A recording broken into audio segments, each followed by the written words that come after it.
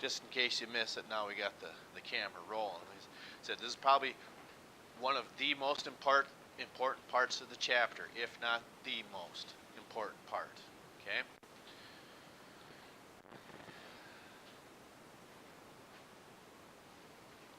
So when we talked about teeth, okay, it's hard to visualize that teeth are also this as well. Okay, it's also an organ because it's got a blood supply to it. Now, it depends upon your definition of what you think an organ is. It's not an adequate blood supply, but still has all the different components that it would you could categorize it as an organ.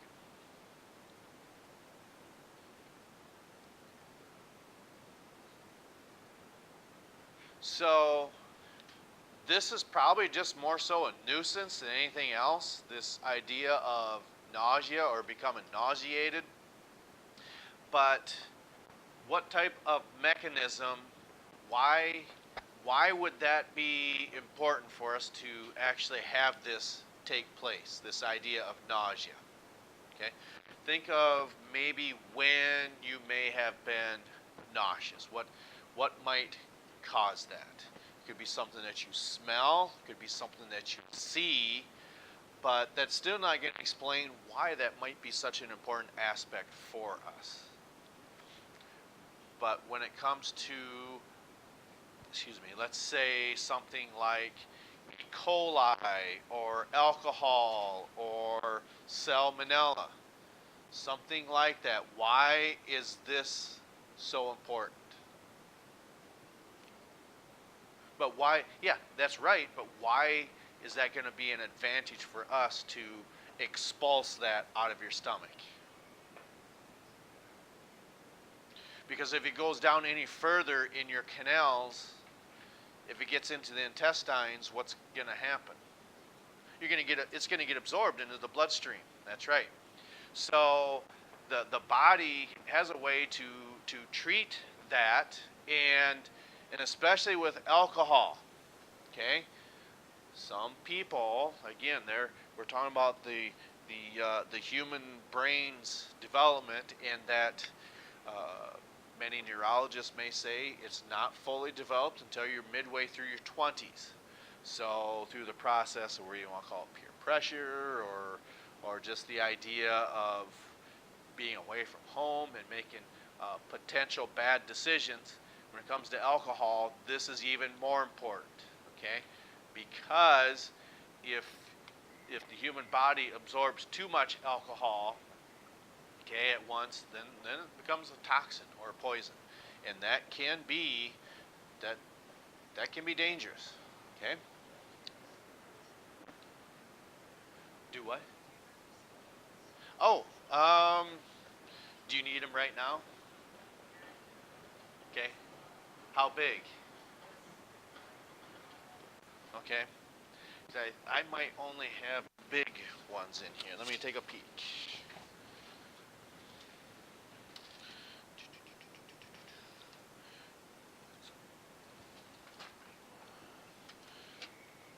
Big ones.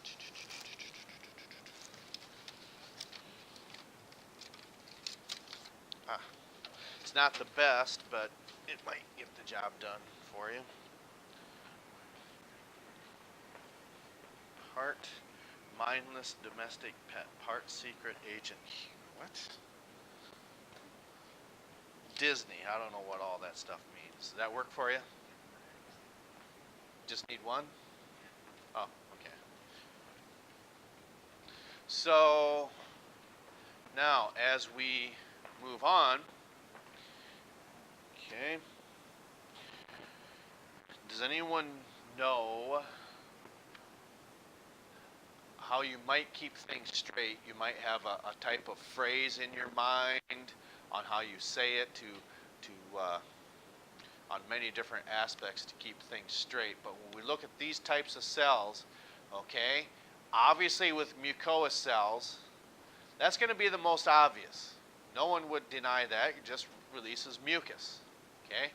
But with these two, okay, your parietal cells and your chief cells found in the lining of your stomach.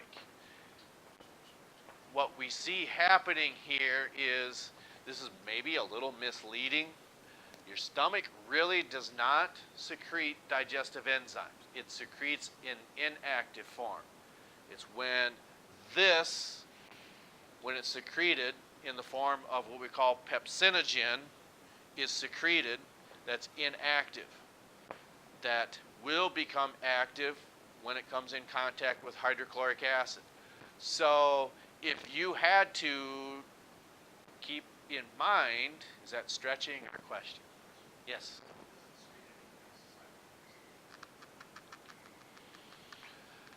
I don't believe so. I think that's its only function. Okay? So, well, of course, waste products, that'd be typical of any cell, but for any use, it would, I believe, no, I believe it's just a pepsinogen. So, to keep this separate, okay, chief, when you spell that correctly, because if you flip the E and the I around, you get chef, correct? Or there's no I in chef, is there? Okay. But keep in mind, okay, since there's no A in chief, it does not secrete acid, okay? But there is an A in parietal. So when you think of parietal, keep your A's together, okay? Since there's an A in parietal, it secretes the acid. Because then when you have to describe that, not only this year on papers that were handed to you, or on your exam, or when you're seeing this information again, maybe 2-3 years down the road, when you're sitting in a lecture hall of maybe 150 other students, I guess I really can't comment on how big a class could be, but that way you can hopefully keep this information straight, because this is probably one of the most, like I said, the most important concept in this chapter, other than the hormones that are associated with the stomach. Yes, the stomach does secrete organs. It does secrete hormones because it has to. Because this is just not released on, the brain's going to send a signal. It doesn't send it straight to the parietal cells. It also has to have a way of saying, okay, we need to have acid created, and we need to have it created and secreted. So, I believe some of your vocab terms, I don't know if it was on this section, but if it wasn't, it would be on the third one. There's two hormones called gastrin, and the other one's a really, really hard word to say because it's so long. It starts with a C. It's cholis. I don't know if I pronounce it right. Cholestocanin, I believe. Okay.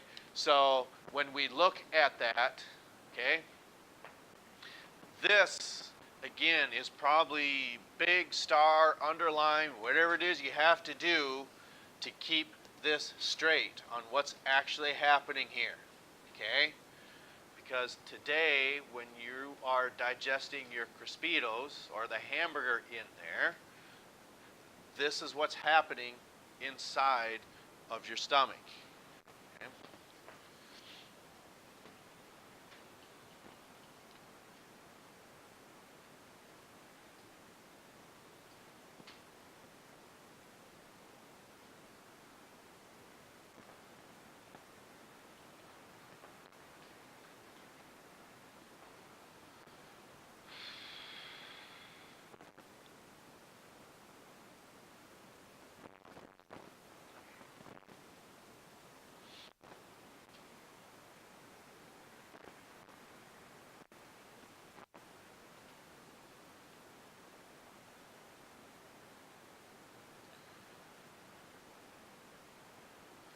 So something to keep in mind here is that pepsin, the enzyme pepsin, is not secreted in the stomach. It's created, okay? And it's not the acid that creates the the pepsin. It's this mechanism that does that. So when you look at this bottom line right here, this enzyme is most active in acidic conditions. For some reason, maybe a person's genetic code doesn't have is it the chief or the parietal cells that secrete the acid? Is that a guess? You're right. How did you know that? Just because we just talked about it, or okay, fair enough.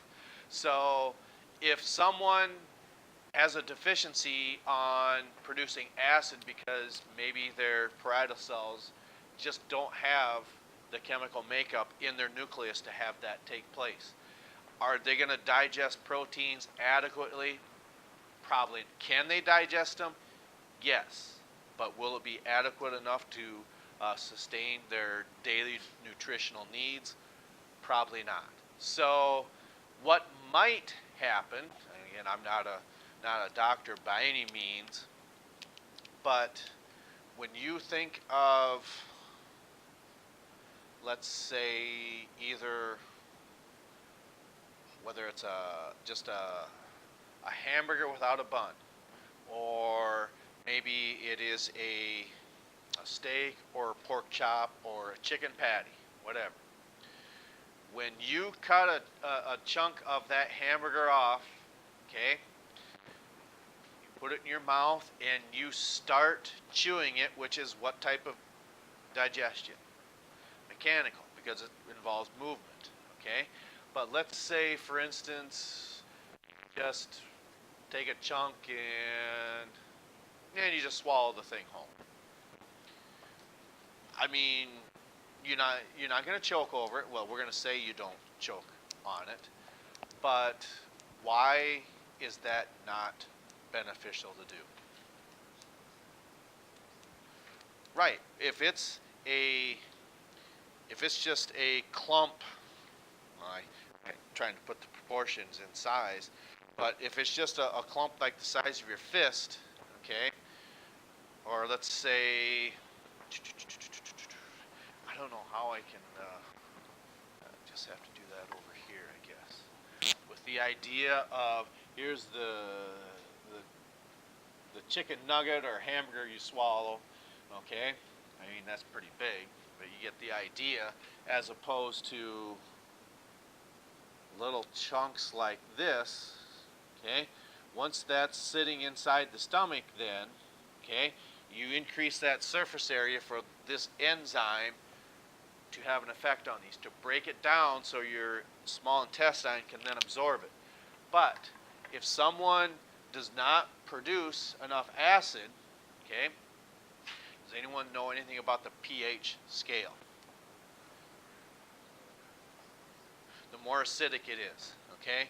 So if someone may have, let's say, a pH of 4 to maybe 5 inside their stomach, maybe that's all they can handle, or for some reason that's all that's produced, they're not going to digest proteins adequately enough, because this has to be lower in number in the pH scale, closer to 1 to 1.5 perhaps, for you to get the most out of the dietary protein inside for your diet, okay? So what maybe a doctor could prescribe, well, not prescribe, but suggest, if you needed more protein in your diet and it does not come from meat products, what might be a viable option for them? Because maybe they can't chew, or maybe they can't, did you say different medications possibly, but just diet only, what might they take in? Yogurt, something that's maybe a liquid type. I think Ensure is, a protein drink or protein shake, perhaps.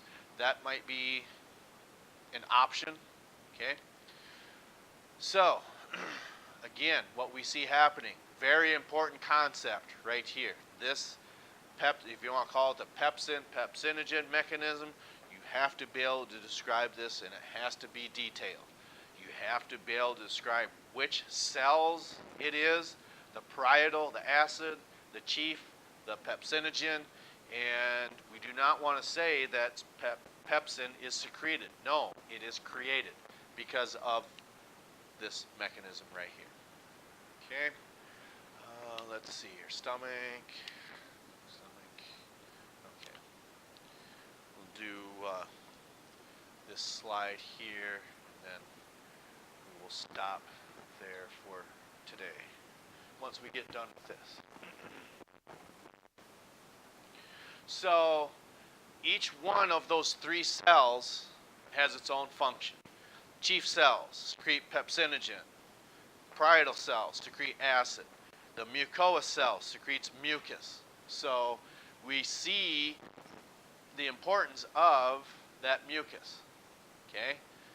Because it's not that the stomach would digest itself, but what conditions inside are probably going to be pretty rough for any other organ. But the stomach is designed to handle that because of these cells. Because remember, what are they secreting?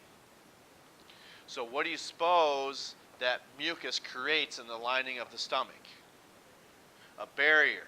So who can I pick on in here?